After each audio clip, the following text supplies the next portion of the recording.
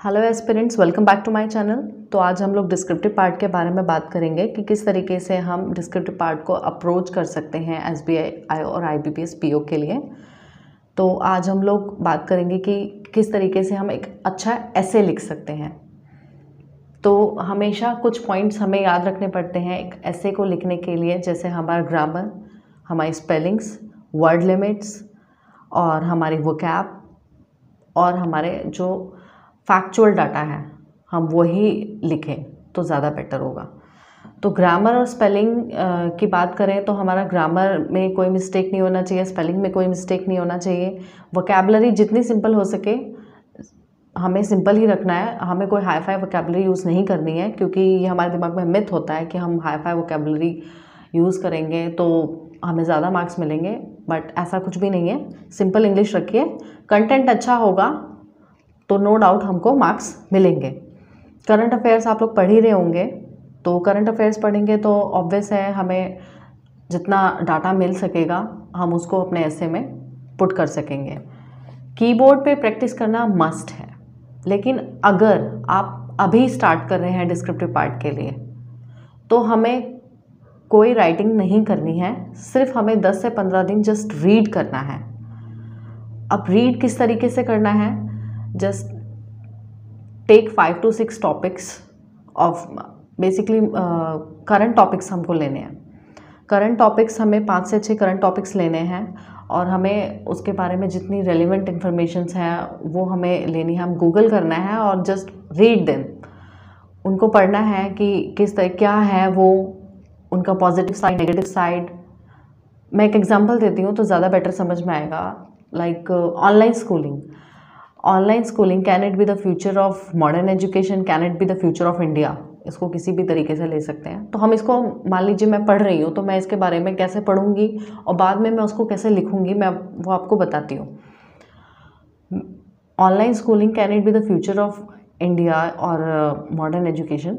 तो इसके बारे में मैं गूगल करूँगी ऑनलाइन स्कूलिंग क्या है और क्या चैलेंजेस हम फेस कर रहे हैं, इसके पॉजिटिव साइड क्या है, इसके नेगेटिव साइड क्या है, और क्या हम सजेशन दे सकते हैं कि इसको हम कैसे इम्प्रूव करें। हम ये सब गूगल से पढ़ेंगे। इसी तरीके से 5 से 6 टॉपिक हम और लेंगे, हम पढ़ेंगे। सिर्फ हमें पढ़ना है 10-12 दिन, या फिर हम एक कोई अच्छा जो ऑलरेडी फ्रेम्ड ऐसे है उसको पढ़ेंगे ताकि हमें पता चल जाए कि हाँ एक ऐसे इस तरीके से लिखा जाता है। 10 से 12 दिन हमें जस्ट पढ़ना है। फिर उसके बाद हमने जो 5 से 6 टॉपिक पढ़े थे उसको हमें लिखना स्टार्ट करना है। Just prepare a draft, just right a draft on your keyboard.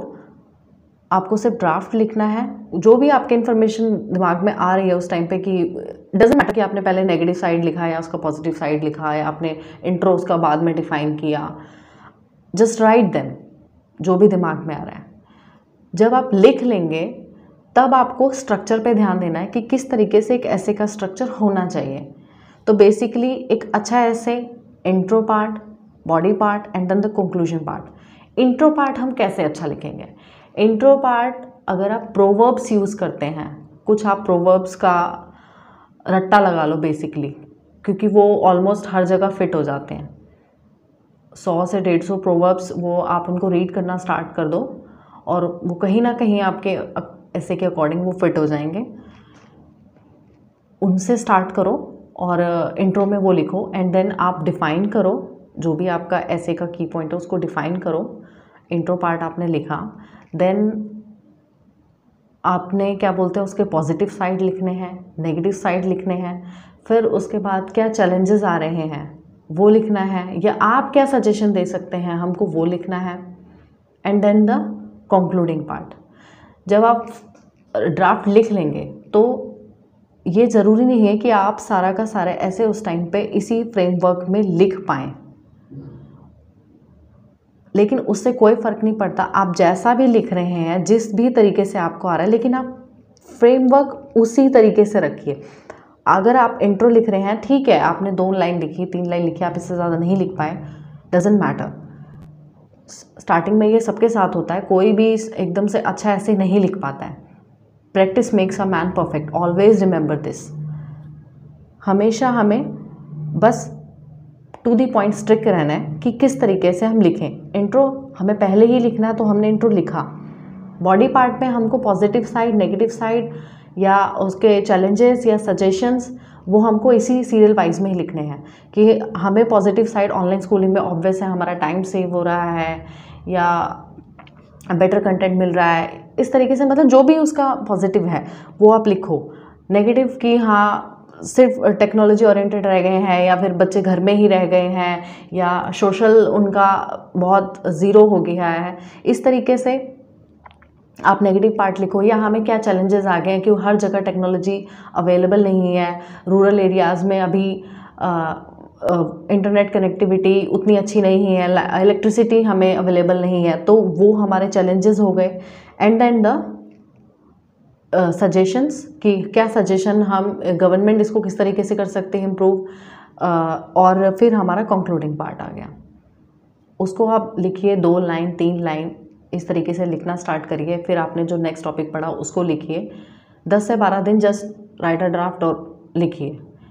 तो 1 महीने में तो आप इसको इस तरीके से आपके पास इतना डाटा हो जाएगा कि आप उसको अपने एसे में पुट कर सकें और आपके दिमाग में वो एक फ्रेमवर्क ब्लूप्रिंट की तरह छप जाएगा कि हाँ हमको इसी सीरियल में हमें एक ऐसे लिखना है।